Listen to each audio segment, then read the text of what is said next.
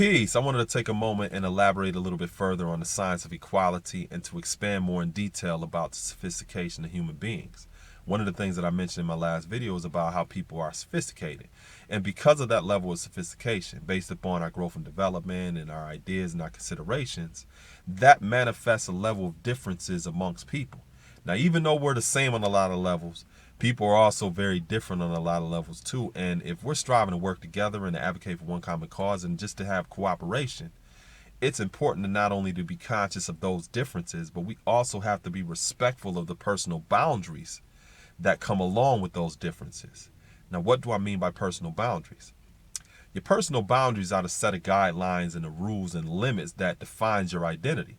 So based upon a person's growth and development and their considerations and their ideas, not only does that shape and mold their identity, but it also sets the parameters for their personal boundaries. And that is what they use to attend the world and interact with other people. So if I'm striving to work with somebody and I want to have a level of cooperation, it's going to be challenging for me to have that cooperation or be able to work with someone if I am not aware of what their personal boundaries are. Or if I don't even know anything about their identity or how they define themselves.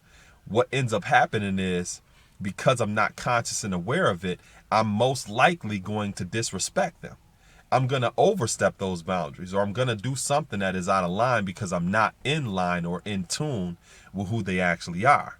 One of the things that you may notice in the videos that I post, say for example, I'm speaking about female or women related issues. If I am, I always speak about it in peripheral terms, which means I always leave room for the natural authoritarians and subject matter experts to add on further about female and women related issues. For example, I put up a video before about how women should dress.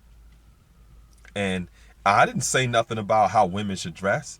I said I'm not in a position to tell a woman how to dress. The only ones that I have been in a position to tell how to dress and to give them that kind of instruction and guidance is my own daughters. But as they got older and became young adults, that dynamic changed, where I don't tell them what to do. I give them advice and I respectfully recognize and consider the personal boundaries that they have in terms of gender. And that is something that I'm also talking about in regards to us being able to put ourselves in a position to have the type of cooperation that we need to have in order to advocate for one common cause. Sometimes I see males or men putting themselves in a position where they're telling women what to do and this, that, and the third and blah, blah, blah. And first of all, you're not a female and you're not a woman. Yes, you may study things about the female body.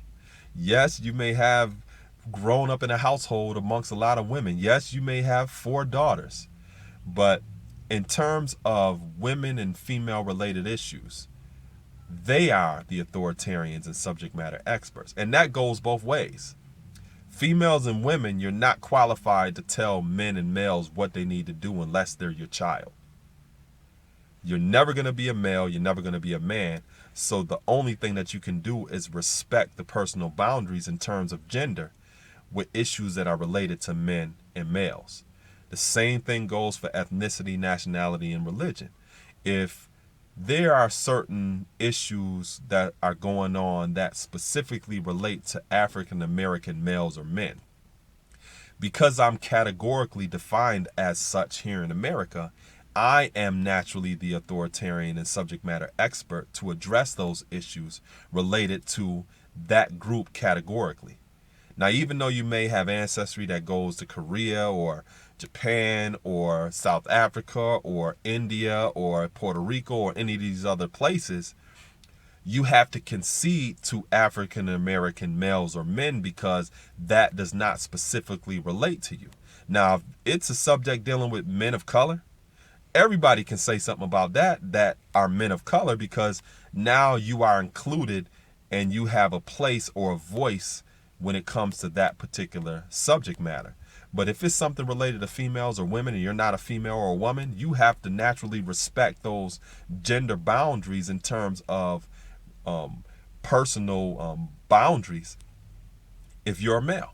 Same thing with ethnic groups and nationalities. If that's not speaking about you, then you need to be respectful of the fact that you shouldn't be having a whole bunch to say.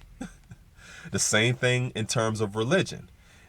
I posted a video before about Nuwabians and people who study Kemetic science and Muslims and other different groups. And I encourage people, if you want to know more about their belief system and their way of life, ask them. Even though I may know a lot, I'm not the natural authoritarian and subject matter expert on that, because that's not something that I live out each and every day in each and every way. That other person does. And there's no one more qualified to speak on those issues than they are.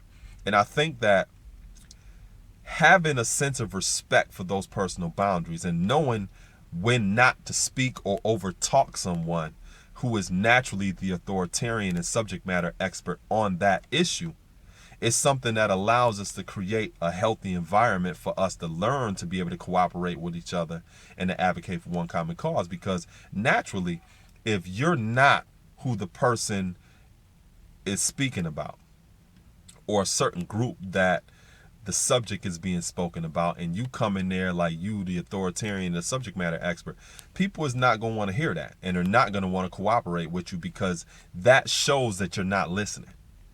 It shows that you don't have respect for where they're coming from, because you're not them. So this was inspiring, it was empowering, it was educating, and go those of you a little bit more understanding about what I meant by human beings being sophisticated. And because we are sophisticated, we have various differences. We're the same, but we also have a lot of differences. And in order for us to get to the point of being able to speak about what's the same, we gotta first and foremost respect those differences. And those differences are in the form of personal boundaries. And if we are crossing the line, then people are gonna naturally tell us that we're out of line, and that is not gonna be the right environment for us to cooperate. Peace.